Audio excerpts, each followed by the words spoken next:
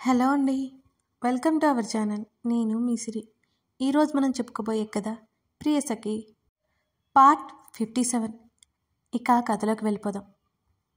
అవని project అయిపోయింది. తను హైదరాబాద్ వచ్చేయచ్చు. ఆ రోజు ఆఫీస్కి వెళ్ళగానే తనని జాబ్ నుంచి తీసివేసినట్టు తెలియగానే మతిపోయింది ఆమెకి. శాలరీ త్వరలోనే సెటిల్ చేస్తామన్నారు. అది అంతా మేనేజర్ పని అని మేనేజర్ ముఖంలో సంతోషం చూస్తుంటేనే అర్థమైపోయింది అవనికి. ఉన్నట్టుండి జాబ్ పోవడం ఆమెకి ఏం చేయాలో అర్థం కాలేదు. తనని జాబ్లోంచి తీసేయడానికి రీజన్ ఏంటి? ఆవేశం వస్తున్నా చాలా మర్యాదగా మేనేజర్ క్యాబిన్కి వెళ్ళి, సార్, నన్నెందుకు జాబ్ నుంచి తీసేస్తున్నారు? రీజన్ ఏంటి? ఆమె కోపం కష్టంగా దాచుకుంటూ అడిగింది. గత 15 రోజుల నుంచి చెప్పా పెట్టకుండా ఆఫీస్ నుంచి వెళ్ళిపోయినందుకు అనగానే ఆమె కనులు పెద్దవైపోయాయి. ఏం మాట్లాడుతున్నారు? నేను చెప్పా పెట్టకుండా వెళ్ళడం ఏంటి? వర్క్ ఫ్రమ్ హోమ్ కదా సార్, అంది అవని గట్టిగా. లేదు, నీ నుంచి మాకు ఎటువంటి మెయిల్ రాలేదు అని తాపీగా చెప్తున్న మేనేజర్ మీద ఆవేశం పొంగుకొచ్చింది ఆమెకి. ఏయ్, ఎందుకు ఇలా వాగుతున్నావు? నా మెడికల్ రిపోర్ట్స్ మీకు పంపానా లేదా? వర్క్ ఫ్రమ్ హోమ్కి అబ్జెక్షన్ ఏం చెప్పలేదు కదా. ఇన్ని రోజులు నా వర్క్ ఎప్పటికప్పుడు సబ్మిట్ చేస్తూనే ఉన్నాను కదా అని ఆమె అరిచింది గట్టిగా. అప్పటి వరకు మర్యాదగా పిలిచిన ఆమె పిలుపు మాయమైపోయింది. ఇప్పటికైనా మించిపోయింది లేదు అవని. నువ్వు ఒప్పుకుంటే ఈ క్షణమే నీకు జాబ్ మళ్ళీ వస్తుంది. చక్కగా ఇదే ఆఫీస్లో మనిద్దరం కలిసి వర్క్ చేసుకోవచ్చు అంటున్న మేనేజర్ చెంప పగలగొట్టేసింది అవని. ఏయ్, ఒకసారి నన్ను కొట్టి తప్పు చేశావు. ఇప్పుడు జాబ్ పోగొట్టుకున్నావు. ఈసారి నీకు లైఫ్ లేకుండా చేస్తా అని ఆవేశంగా అన్నాడు ఆ మేనేజర్. మరోవైపు చెంప పగలగొట్టింది అవని. ఏ అవని అని గట్టిగా అరుస్తూ అతడు చెయ్యెత్తాడు. రేయ్, అరవకు, నీ పరువే పోతుంది 10 మందిలో. అయినా నీ చెంప పగలగొడతా. ఛీ, ఇలా బిహేవ్ చేయడానికి సిగ్గులేదు? నీ ముఖం మీద ఉమ్మేయాలి, కానీ నాకు సంస్కారం ఉంది కదా అని అతని చేతిని విసిరికొట్టేసింది. నా అమౌంట్ సెటిల్ చేసాయి. అది అయితే ఆపించడానికి నీ చేతిలో లేదు కదా. నువ్వు ఎలాంటి దిక్కుమాల పనికిమాల పనులు చేసినా నేనైతే లొంగను అని అరిచి గుడ్ బాయ్ ముఖం మీద కొట్టినట్టు చెప్పేసి వచ్చేసింది అవని. మరోసారి అతని ప్లాన్ ఫ్లాప్ అయిపోయింది. అవని తనకి లొంగిపోతుంది అనుకుని ఇలా వచ్చాడు. ఆమెకి జాబ్ అవసరమని అతనికే తెలుసు. జాబ్ పోయినా కూడా అవని అతన్ని లెక్క చేయలేదు. ఆమెను చూస్తుంటే కోపం వస్తున్నా ఏం చేయలేని పరిస్థితి అతనిది. కనీసం ఇంతకుముందన్నా ఆఫీస్లో ఉండేది. ఇప్పుడు ఎక్కడ ఉంటుందో కూడా అతనికి తెలియదు. అవని మీద ఆశలు వదులుకోక తప్పలేదు అతనికి. అక్కడి నుంచి బయటకు వచ్చేసింది అవని. కొలీగ్స్ పిలుస్తున్నా ఆమె వినిపించుకోలేదు. హాస్టల్కి వచ్చి బెడ్ మీద పడిపోయింది. కన్నీళ్ళు వస్తున్నాయి. ఇప్పుడు ఉద్యోగం లేకపోతే ఎలా? అందులోనూ తను రిజైన్ చేసి మానేయలేదు. వాళ్ళే తీసిపడేశారు. ఇప్పుడు తనకి మరొక ఉద్యోగం కావాలంటే ఎలా? పిచ్చి పట్టినట్టు అనిపిస్తోంది అవనికి. 5-6 నెలల పాటు తను గడిపేస్తుంది. తన సేవింగ్స్ సరిపోతాయి. ఆ తర్వాత తన తమ్ముడికి ఫీజు ఎలా కట్టాలి? ఆ రోజు రాత్రి బస్ టికెట్ బుక్ చేసుకుని హైదరాబాద్ పయనమైంది అవని. తన తమ్ముడు కాలేజీలోనే ఉన్నాడు. తను ఆ ఇంట్లో ఒంటరిగా ఉంది. తన ఇల్లు తను చేజిక్కించుకొని సంతోషంగా ఉన్నా ఇప్పుడు ఉద్యోగం పోయింది. ఏం చేయాలి అవనికి అర్థం కాలేదు. అవని వచ్చిందని తెలిసిన ప్రదీప్ ఇంటికొచ్చారు. కాఫీ ఇచ్చింది. బయట గార్డెన్లో కూర్చున్నారు ముగ్గురు. ఇల్లు చిన్నదైనా చుట్టూ ప్లేస్ భలే ఉంది అవని. చాలా ప్రశాంతంగా ఉంది అని అన్నాడు ప్రదీప్ చుట్టూ చూస్తూ. అవని మాట్లాడలేదు. మౌనంగా వింటోంది. కానీ ఆమె జాబ్ కోసం ఆలోచిస్తూనే ఉంది. ఎలాగూ వచ్చావు కదా, ఈరోజు నైట్ డిన్నర్కి వెళ్దాం అని అన్నాడు ప్రదీప్. ఏమైంది? ఏదైనా విశేషమా? పొడిగా అడిగింది అవని. ప్రదీప్కి మంచి ఆఫర్ వచ్చింది. కంపెనీ మారిపోతున్నాడు. ప్యాకేజ్ హైక్ ఇచ్చారు అని సంతోషంగా చెప్పింది ప్రతిమ. కంగ్రాట్స్ ప్రదీప్ చేతిని పట్టుకుని సంతోషంగా చెప్పింది అవని. మీ ఇద్దరిని మిస్ అవుతాను అన్నాడు ప్రదీప్. ఈ నెల మొత్తం ఉంటావుగా అంది ప్రతిమ. అనుకో, కానీ నెక్స్ట్ మంత్ మారిపోవాలిగా అన్నాడు కాస్త దిగులుగా. నువ్వేంటే అలా ఉన్నావు అని అవనిని అడిగింది ప్రతిమ. ఏం చెప్పగలదు? తన ఉద్యోగం ఊడిపోయిందనా, ఒక రాక్షసుడు స్వార్థం కోసం తన జీవితంలో కష్టాలు తప్పవు అనా? ఏం చెప్పగలదు తను? ఏమీ లేదు అంది ముభావంగా. సరే, నేననగా వచ్చావు, ఈరోజు కూడా ఆఫీస్కి రాలేదు, ఎప్పుడొస్తున్నావు అని ప్రతిమ అడుగుతుంటే అవనికేం సమాధానం చెప్పాలో అర్థం కాలేదు కాసేపటి వరకు.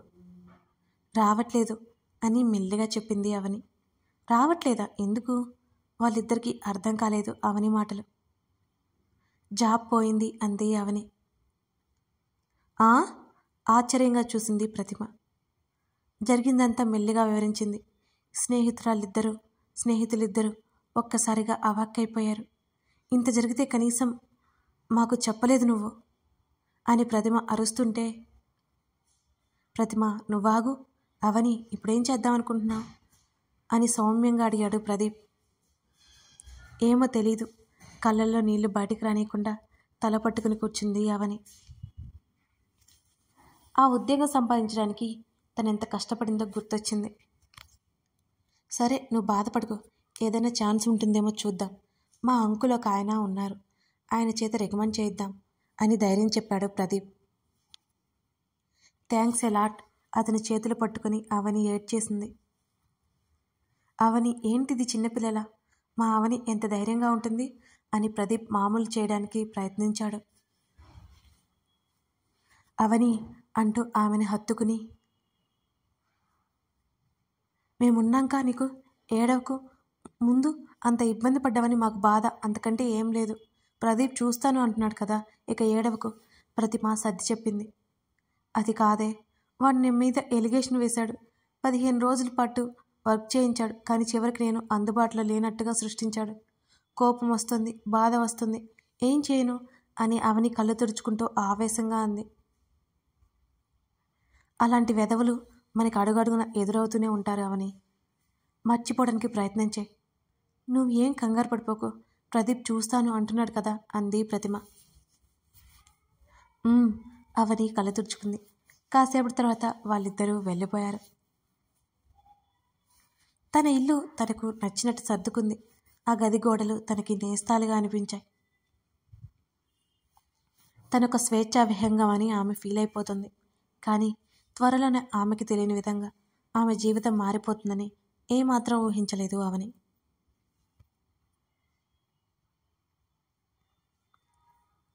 ఇక్కడికి తీసుకొచ్చావా?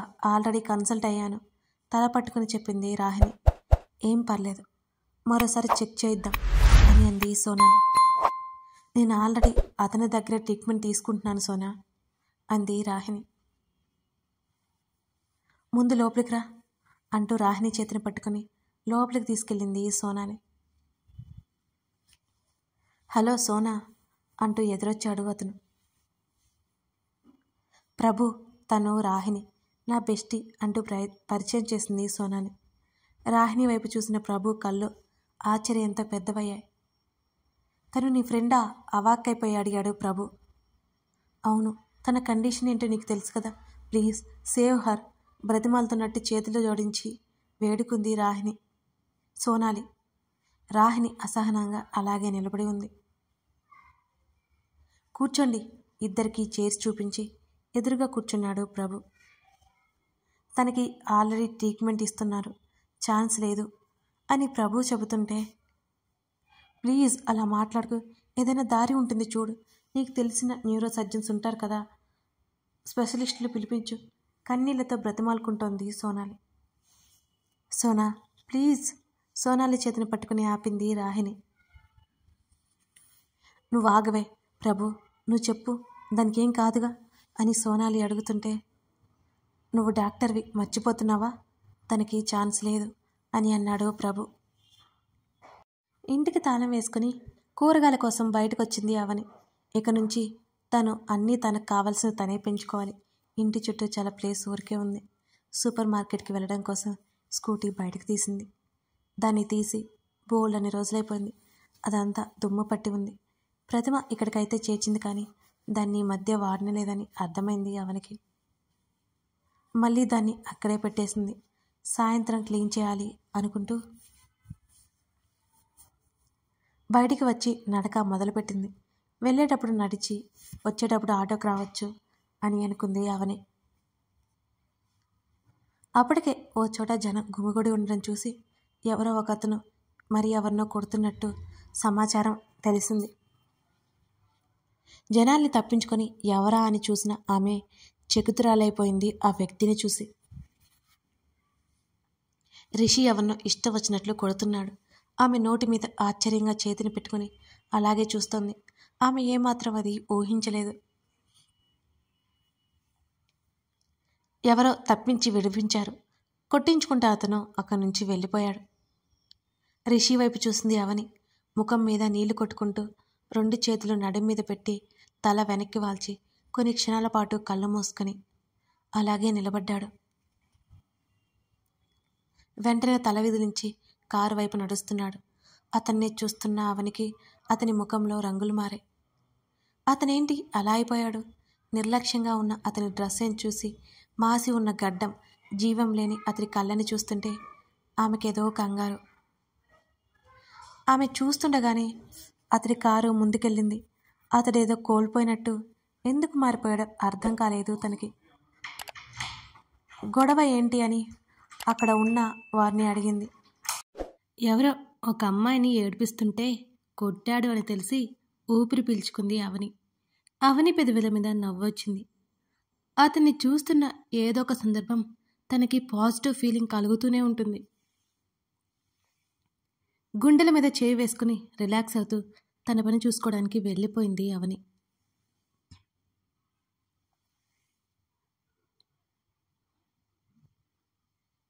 సోనా ప్లీజ్, సోనాల చేతిని పట్టుకుని ఆపింది రాహిణి.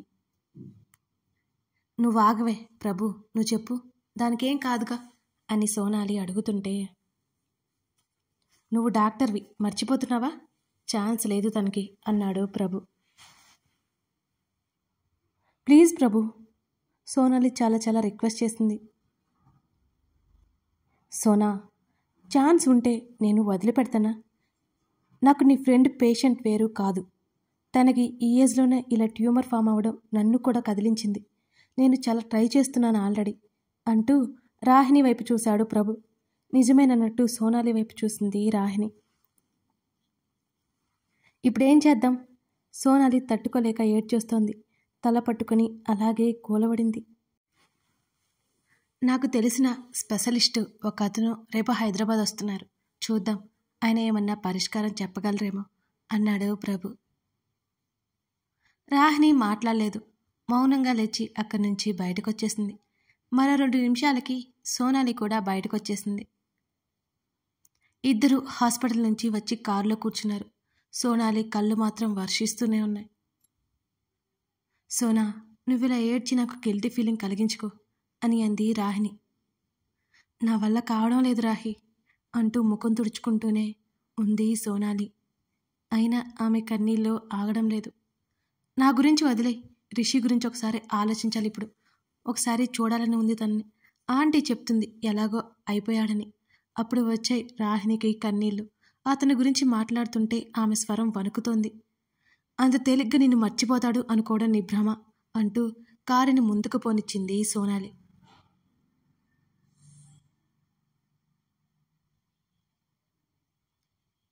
ఆ రోజు సాయంత్రం బాల్కనీలో ఉంది సంధితెరని చూస్తోంది రాహిణి. ఆ సూర్యునిలాగే తన జీవితం త్వరలోనే ముగియబోతోంది. 2 మోచేతులు రైలింగ్కి ఆనించి 2 చేతులను కలిపి గడ్డం కింద పెట్టుకుంది. ఆమె చూపులు అటేటో ఉన్నాయి. ఆమె ఆలోచనలు సమస్తం తిరుగుతున్నాయి. రిషి జీవితం ప్రశ్నార్థకం. అసలు తనకి అతను పరిచయం అవ్వకపోతే ఎంత బాగుండేది. తను పోయేది, అతను హాయిగా ఉండేవాడు. ఇంకెలా అతన్ని మామూలు చేయాలి? రాహిణికి అర్థం కావట్లేదు. ఆమెకి తెలియదు రిషి అక్కడికి వచ్చాడు. కార్ విండో వరకు అతని నుండి ఆమెనే చూస్తున్నాడు. ఆమె ఒకవైపే చూస్తూ నిశ్చలంగా ఉండడం అతనికి తెలుస్తోంది. ఏదో ఆలోచిస్తున్నట్టుగా ఉంది. రోజు రోజుకి ఆమె ముఖం కళావిహీనంగా మారిపోవడం అతనికి అర్థమవుతూనే ఉంది. ఆమె తనని చూడకుండా ఉండగలదేమో, తను మాత్రం అస్సలు ఉండలేక ఆమె కోసం ఈ పడిగాపులు కాస్తున్నాడు. ఆమె బాల్కనీలో నుంచి లోపలికి వెళ్ళే వరకు అతడు అక్కడే ఉన్నాడు. ఆమె కనుమరుగయ్యాక అతను దారి తీశాడు. ఇలా ఎన్ని రోజులు ఆమె సమస్య ఏంటో తను తెలుసుకోవాలి. అంతేకాని ఆమెకు తనంటే ఇష్టం లేదు అనే నిజాన్ని తను అంగీకరించలేకపోతున్నాడు. అది నిజమైనా సరే తను అంగీకరించలేడు, అంతే.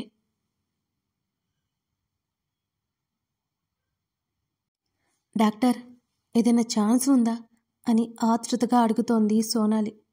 ఆమె చేతిని పట్టుకుని పక్కనే కూర్చున్నాడు ప్రభు. ఎదురుగా ఉన్న డాక్టర్ నుంచి వచ్చే సమాధానం కోసం ఇద్దరు ఎదురు చూస్తున్నారు. కీమో చేద్దాం, చెప్పలేను, గ్యారంటీ ఉంటుందని, మన ప్రయత్నం మనం చేద్దాం. ఆయన ఉపయోగం లేదు అన్నట్టు మాట్లాడినట్టే అనిపించింది సోనాలికి. కానీ రాహిణి బ్రతుకుతుంది అని ఆశ ఆమెను ఏ చిన్న అవకాశం వదలనివ్వడం లేదు. రాహిణికి కాల్ చేసి అక్కడికి పిలిచింది సోనాలి. మరో గంటలో అక్కడ ఉంటానని చెప్పింది రాహిణి. వాళ్ళిద్దరూ అక్కడి నుంచి బయటకు వచ్చేసరికి ప్రభు క్యాబిన్లో కూర్చున్నారు.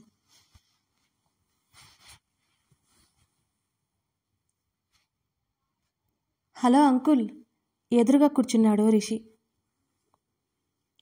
హలో మై డియర్ బాయ్, ఎదురుగా లేచి వెళ్ళి రిషి భుజం తట్టాడు ఆయన. మీరేంటి సడన్గా హైదరాబాద్లో అని రిషి అంటుంటే, నాదేముంటుంది రిషి, కేస్ పని మీద వచ్చాను. నువ్వేంటిలా అయిపోయావు, అప్పుడే గడ్డాలు పెంచేశావు, ముందు కూర్చో రారా అని ఆయన నవ్వుతూ అడుగుతుంటే రిషి నవ్వేశాడు తప్ప సమాధానం ఇవ్వలేదు. ఆయన ఎదురుగా కూర్చున్నాడు. మీతో పాటు చదువుకున్న నా కూతురేమో పెళ్లి చేసుకుని పిల్లల్ని కూడా కనేసింది. వాళ్ళు నా వెంట తిరుగుతున్నారు. నువ్వు మాత్రం ఇలాగే ఉన్నావు ఇంకా అంటూ ఆయన సరదాగా అంటుంటే, తానెక్కడ చేసుకుంది అంకుల్, మీరే కదా త్వరగా చేసేశారు. ఇంతకీ ఎలా ఉంది ప్రగతి అని అడిగాడు రిషి. ఫారెన్లో సెటిల్ అయిపోయారు. ఇండియాకి వచ్చి కూడా 2 years అవుతుంది. ఇదిగో నేను హాస్పిటల్స్ పేషెంట్స్ అంటూ దేశమంతా తిరుగుతూ గడిపేస్తున్నాను. మీ ఇంటికి రావడానికి కూడా టైం లేదు. అందుకే నేను ఇక్కడికి రమ్మన్నాను అని ఆయన అంటుంటే, ఇట్స్ ఓకే అంకుల్, మీరు ఎంత బిజీనో నాకు తెలుసు అంటూ అప్రయత్నంగా టేబుల్ వైపు చూసి అక్కడున్న ఫైల్ వైపు చూశాడు రిషి. అప్పటి వరకు నవ్వుతూ మాట్లాడుతున్న ఆయన ముఖంలో నవ్వు మాయమైపోయింది. ఏమైంది అంకుల్, అలా ఉన్నారేంటి అని అడిగాడు రిషి ఆయన్నే గమనిస్తూ. యాక్చువల్లీ ఒక కేసు మీద హైదరాబాద్ వచ్చాను. ఈరోజు అనుకోకుండా మరో పేషెంట్ రిపోర్ట్స్ చూడాల్సి వచ్చింది. 25 ఏళ్ళు కూడా ఉంటాయో లేవో, బ్రెయిన్ ట్యూమర్తో సఫర్ అవుతోంది ఒక అమ్మాయి. అలాంటి చూస్తున్నప్పుడు మనసంతా బాధగా మారిపోతుంది రిషి. పైకి ధైర్యంగా ఉంటాం అంతే అంటూ ఆయన నిట్టూర్చాడు. రిషి చూపు ఆ ఫైల్ మీద పడింది. దాన్ని తన వైపుకి తిప్పుకొని, క్యూర్ అయ్యే ఛాన్స్ లేదా అంకుల్ అని అడిగాడు. 0.0001% అనడం కూడా ఎక్కువే. ఆల్రెడీ 3 months నుంచి ట్రీట్మెంట్ తీసుకుంటుంది. నా ప్రయత్నం నేను చేయాలి అన్నాడు ఆయన. ఫైల్ మొదటి పేజీ తిప్పాడు రిషి. మెల్లిగా అతని చూపు కిందకు దిగుతూ అతని కళ్ళు అక్కడున్న పేషెంట్ పేరు మీదకి వచ్చి ఆగాయి. రాహిణి అని ఉన్న పేరు చూడగానే ఒక్కసారిగా అతని గుండె గుబేలమంది. అతడి ముఖమంతా చిరుచెమటలు అలుముకున్నాయి. అంకుల్, ఆ అమ్మాయి పేరు ఏమన్నారు? అక్కడ ఉన్నది తన రాహిణి కాదు, వేరే ఎవరో. ఈ ప్రపంచంలో రాహిణి పేరుతో ఉన్నవాళ్ళు ఎంతమందో కదా. అతనికి అతనే సర్ది చెప్పుకుంటున్నాడు రిషి. కథ కొనసాగుతుంది. ఇప్పుడు రాహిణి గురించి రిషి కనిపెట్టేస్తాడా? తెలిసిపోతుందా లేదా? గెస్ చేస్తే కామెంట్ సెక్షన్లో తెలపండి. కథ కొనసాగుతోంది. ఈ కథ నచ్చితే తప్పకుండా మీ అభిప్రాయాలు తెలపాలని మనవి. నెక్స్ట్ మంత్ నుంచి నేను డైలీ 2 updates ఇవ్వడానికి ట్రై చేస్తాను. మెల్లిగా ఇస్తాను. Thank you.